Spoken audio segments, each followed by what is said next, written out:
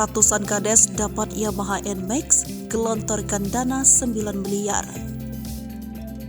Beredar video ratusan kades dan lurah kendarai motor baru di halaman Pemkab Wonogiri. Terlihat ratusan motor Yamaha NMAX tersebut dipesan dengan warna merah. Bupati Wonogiri, Jawa Tengah, Joko Sutopo membagikan langsung ratusan motor dinas baru kepada kepala desa di Wonogiri, Senin 3 April 2023.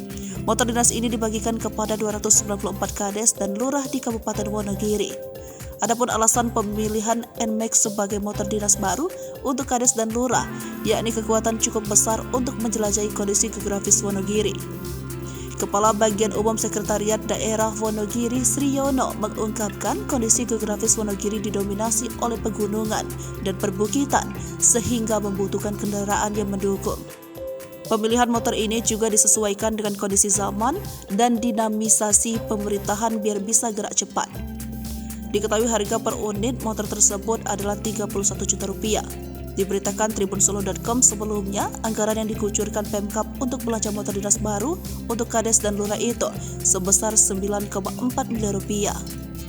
Bupati Wonogiri Joko Sutopo mengatakan pemilihan warna itu bukan atas kemauan pihaknya, melainkan usulan dan kesepakatan para kades yang nantinya akan menggunakan kendaraan tersebut.